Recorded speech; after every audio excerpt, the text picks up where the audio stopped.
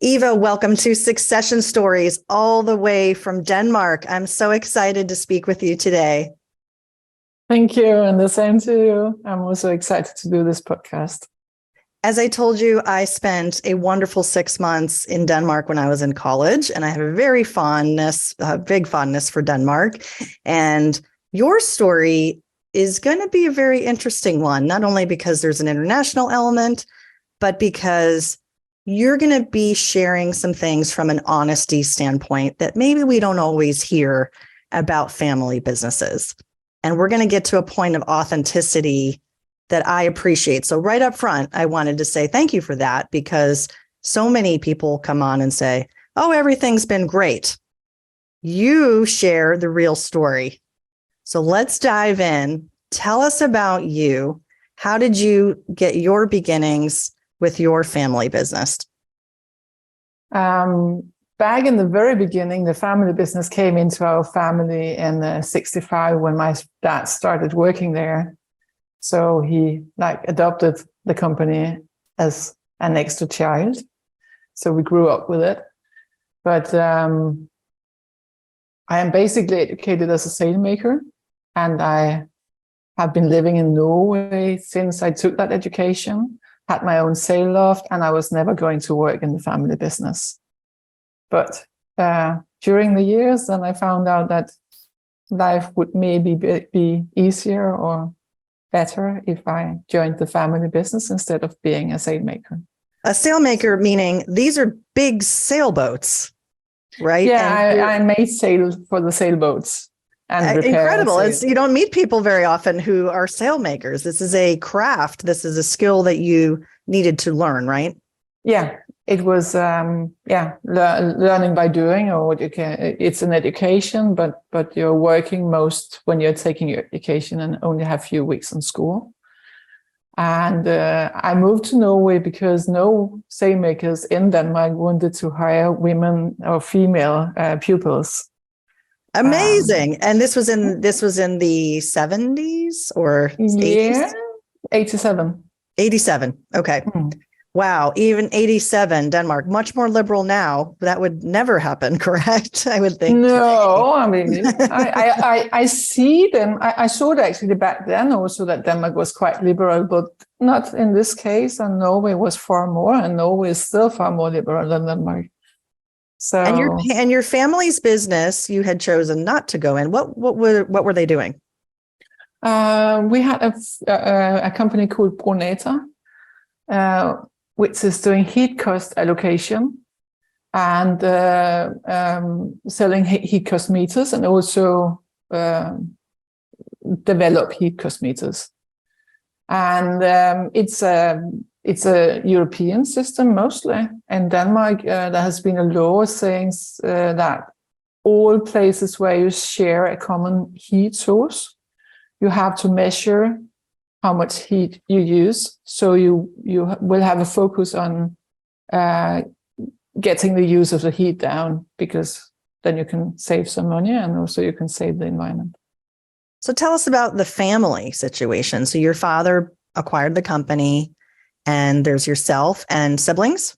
Yeah, I have 3 siblings, one little sister and little brother and a big brother, and of course my mom. And everyone, were they all in the business? Yeah, when I started working there, all my siblings were involved and my dad was still involved. It was in 2007 approximately. Okay, so the birth order, I think, is important here. Eldest is a boy? The eldest is a boy, then it's me, a girl, and number 3 is a boy, and number 4 is a girl. Okay, so you were the odd person out. You were the only one that wasn't in the business? Yeah, but my youngest brother, he had been in the business since he left school.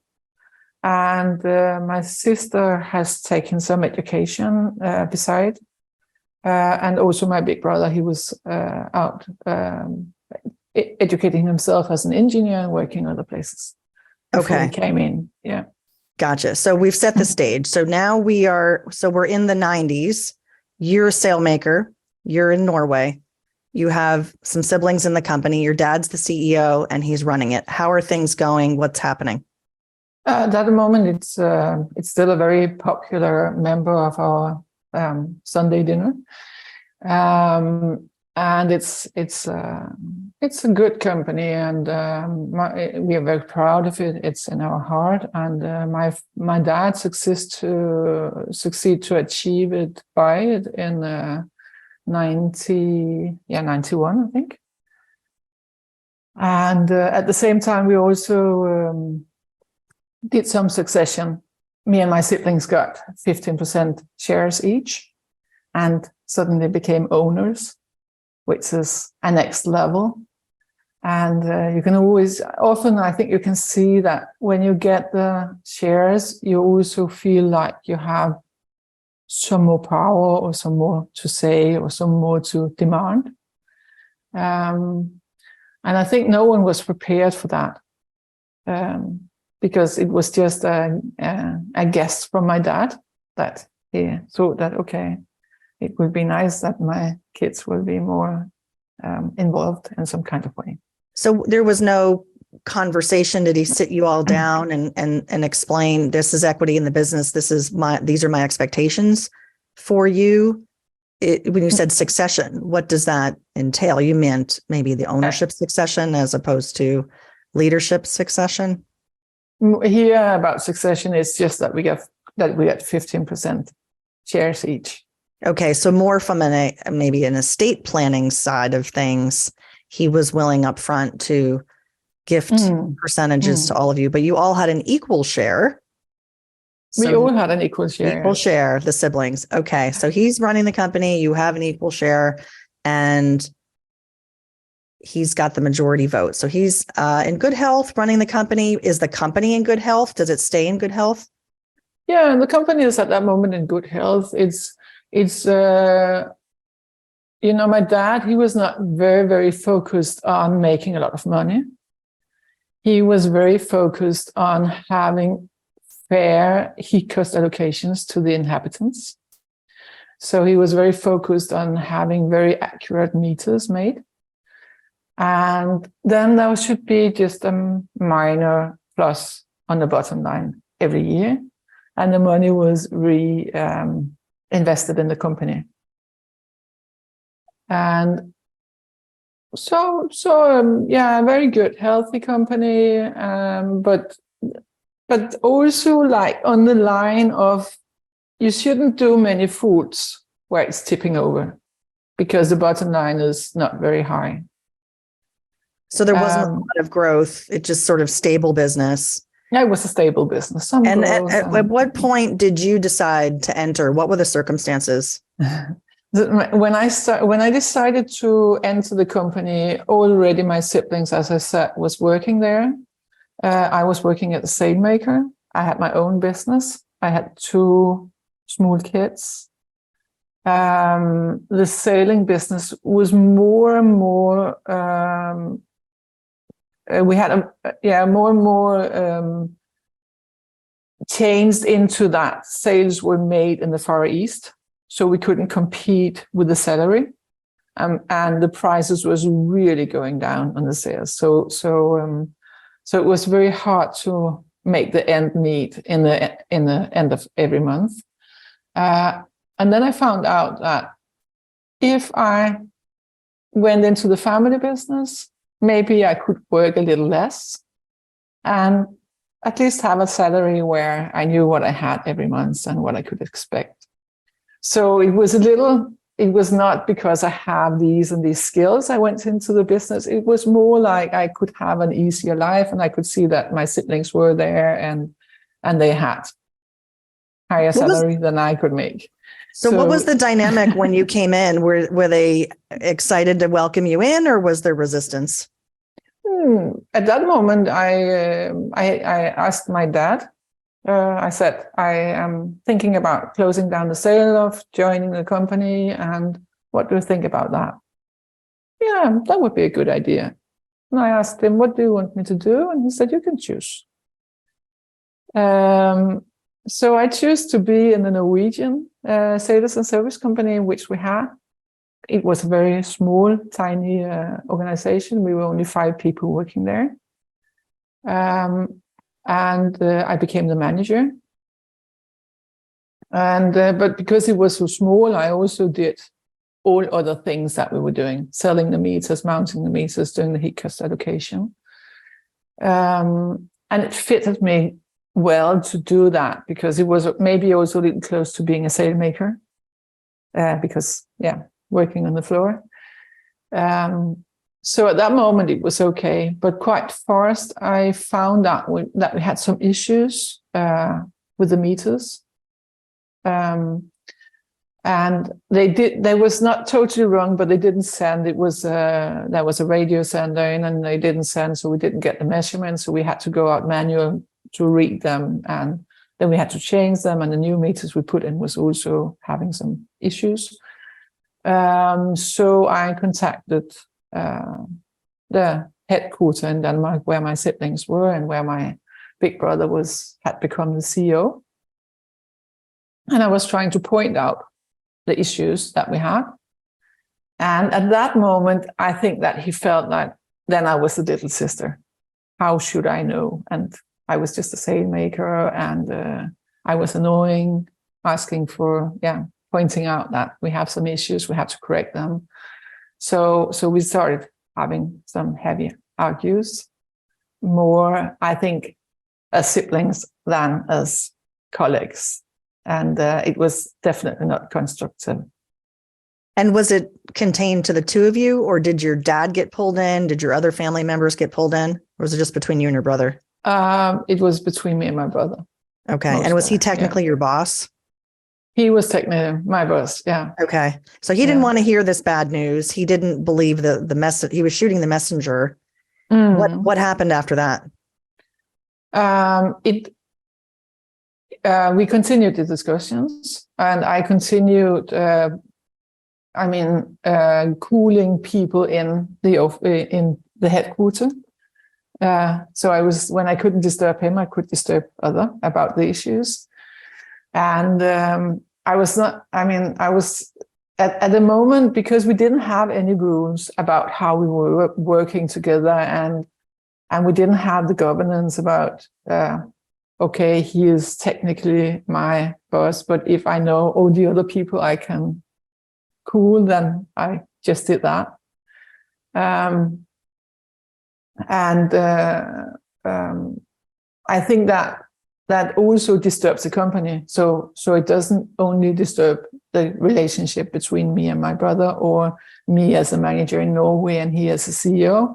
It also disturbs the company in general, that you have people who can just... They can see it. They can see the tension. They can feel the tension building. And I know that's a very uncomfortable place to be. How did you get through that tough time? What ended up happening? Were you able to push through, or did one of you want to capitulate? I ended up, because it became too hard, and also I didn't want to put my name on things which was not working. I was never thinking about selling my part or anything, but I decided to stop working there. And accidentally, we at that moment, my dad also knew that we had issues, me and my brother.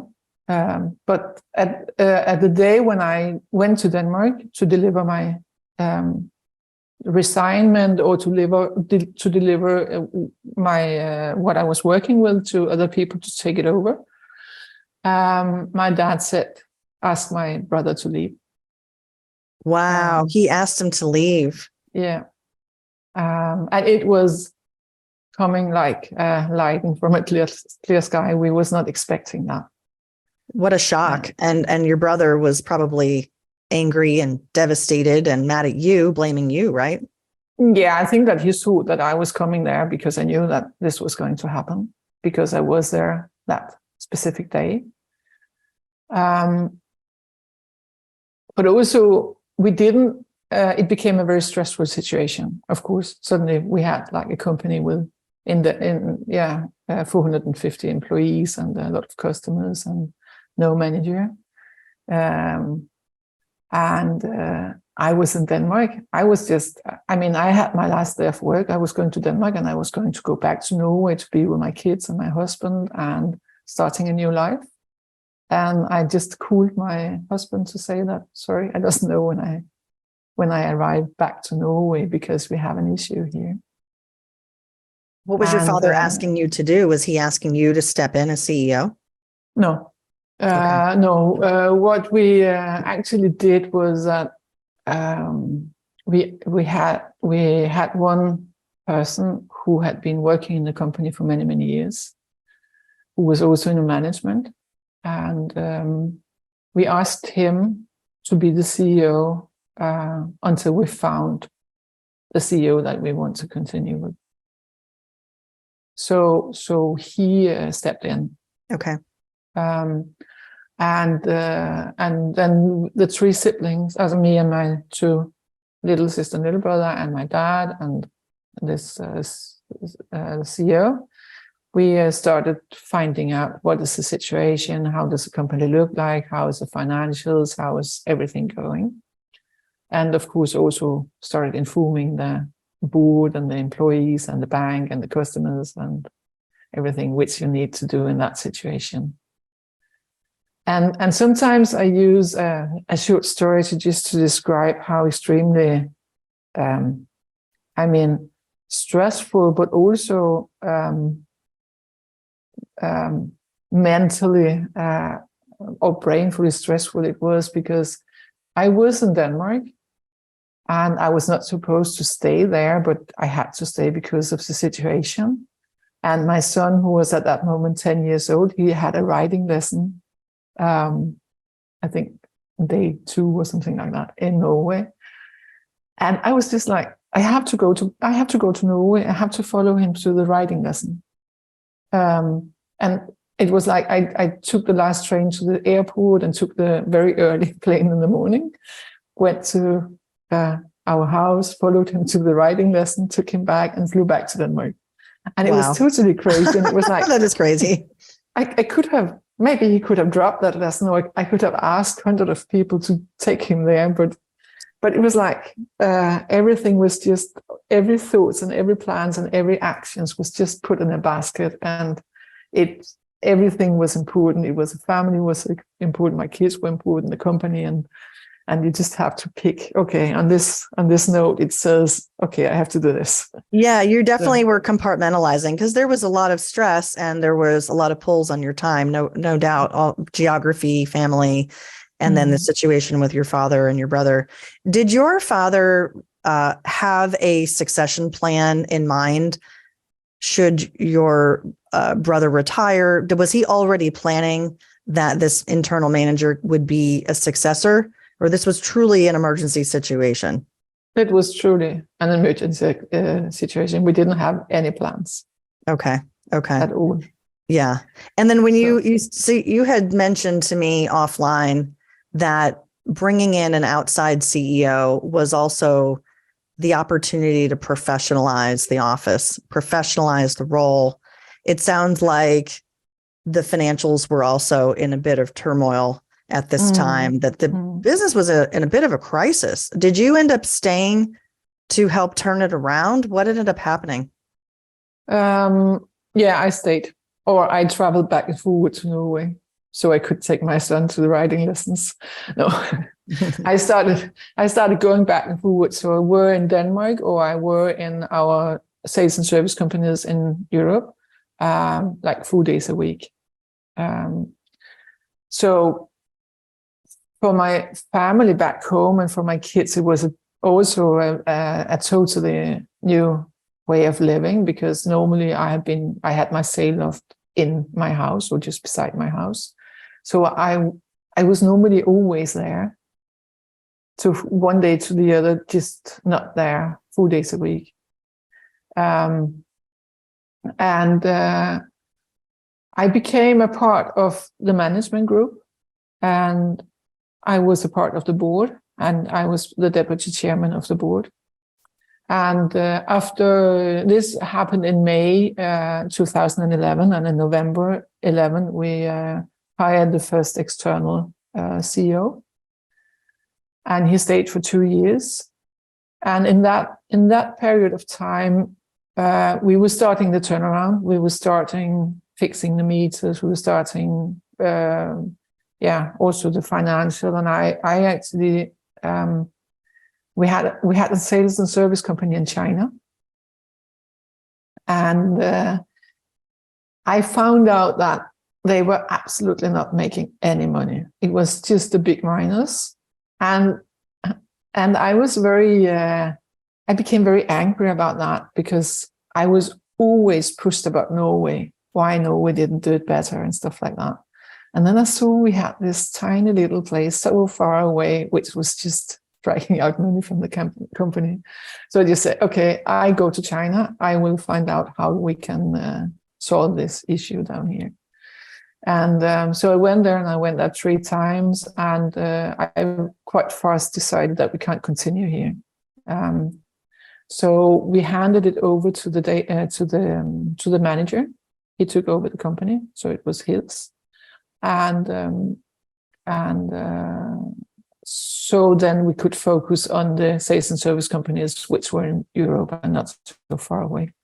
So if we flash forward a little bit to the company selling, how did the family decide to sell the business, to sell Brunata? What was the dynamic there? We were doing this. I just step a little back, even that you want to have me a little faster forward. No, we in 2013 we professionalized the board, because we had at that moment a family board. It was the same family member sitting in the board who was also in the management group. So I left the management group and together with my dad, and we had 3 external members of the board, and my siblings left the board. And I think that's very important to mention, because then at that moment, it also became more easy to be the CEO. So you didn't have the same people managing you that you have to manage. I think that's a dead end. And then in 2015, we came out with a quite big minus due to that we have been fixing a lot of things. But the bank didn't like that. And they said, okay, then we take part in your shares, or so that you can do nothing with the shares, so we can like handcuff you if in due to how you're working. And my siblings, my 2 younger siblings, became a little afraid that if we didn't succeed, then maybe we had to leave our homes also, because it was privately owned shares. So then, and for that reason, we decided to go into a selling process. And in US dollars, approximately, how big was the company at that time? We were having a revenue of approximately $14 million. Okay. Yeah. Yep. So it's a very big company, and you put it on the market. Talk about the process of selling. Was that a difficult process because of the family dynamic? Were people in agreement on the buyer? Yeah, I think the selling process in itself was not difficult. It was quite, I found it very life-giving, and, if you can say, funny, learning. We spent 2.5 years in the selling process, where we also finalized the turnaround. My siblings stopped working in the company in 2015 when we took the decision, and I became the chair, and my dad, together with another one, became the deputy chairman. So I was responsible for the sale of the company. And we started the process in 15, but we didn't put it in C before in 18. So no one knew that we were going to sell the company. Okay. And who eventually you found a strategic buyer, a pretty significant player in Europe, correct? Yeah, it was. Yeah, he had been working with us back before the 90s. He had been a customer of Brunata in Germany, but a very wealthy family and dealing with exactly the same that Brunata is doing in Germany.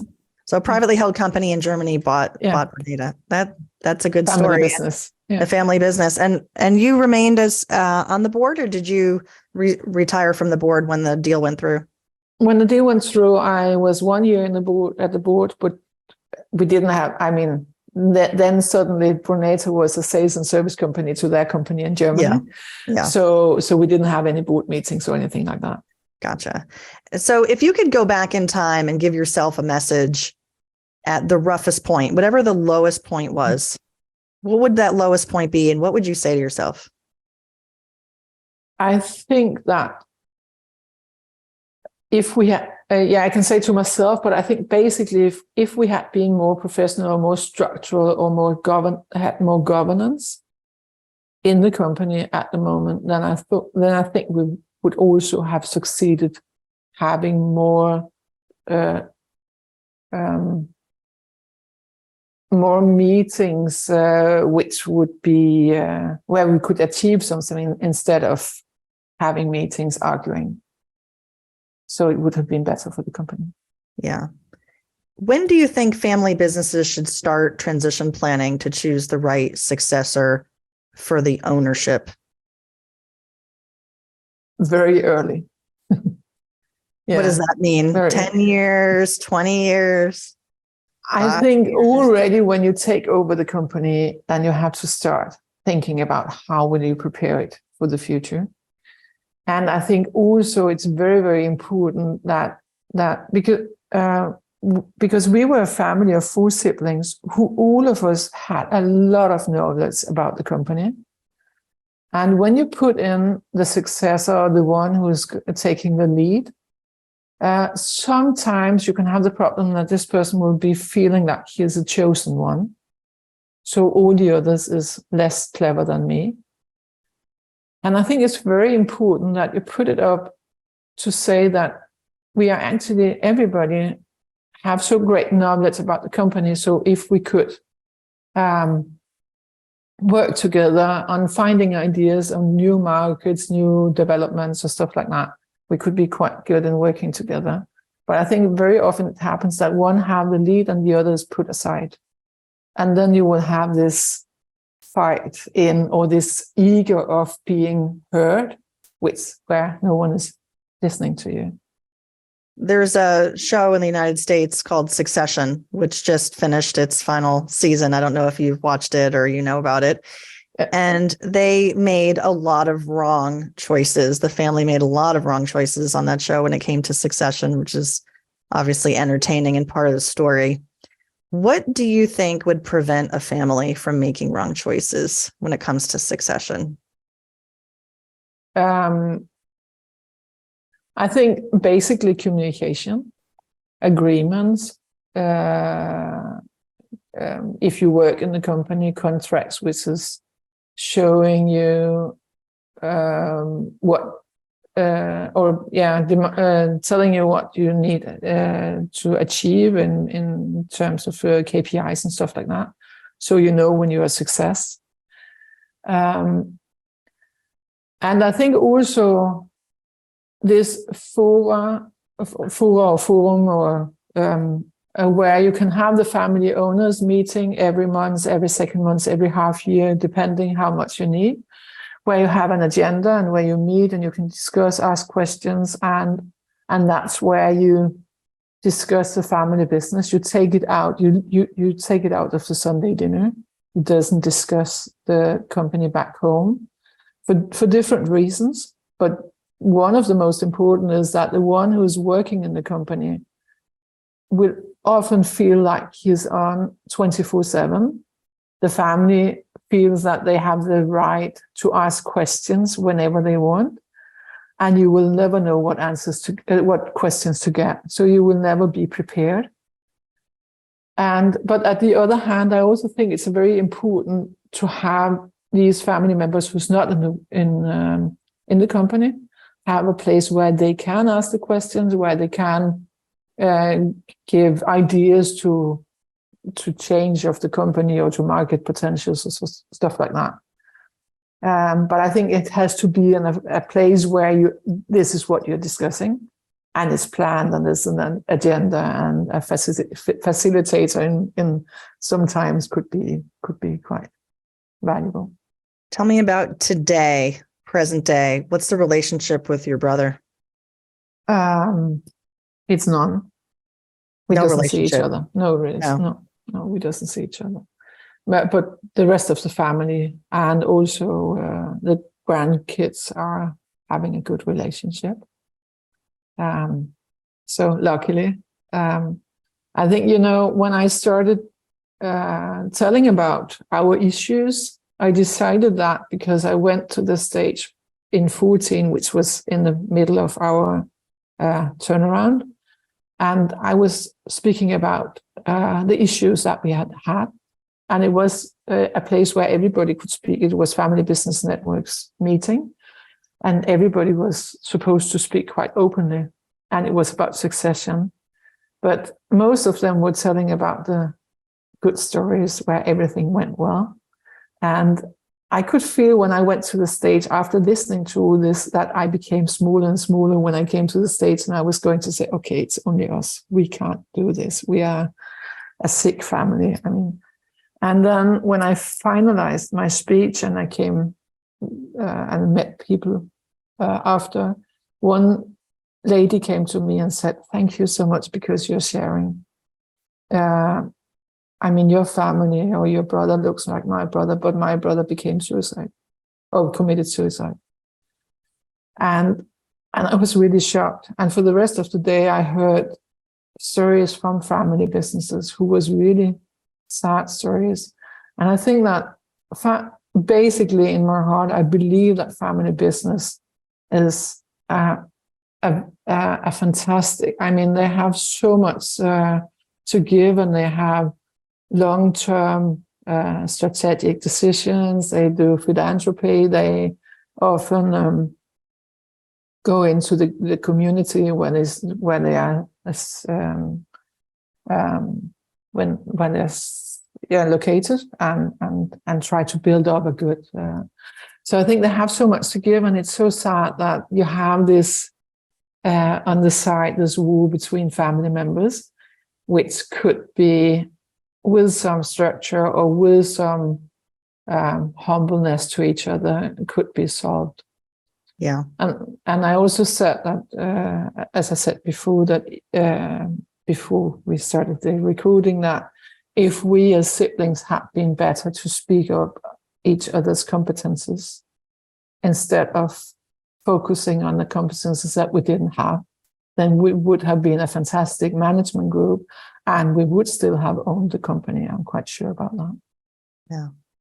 Well, it's hard. We can't really go back in time, but that sounds like the main reason why you're working with family businesses now as an advisor. Tell me a little bit about that. Yeah, and that's exactly the point why I'm doing it. I think it's important.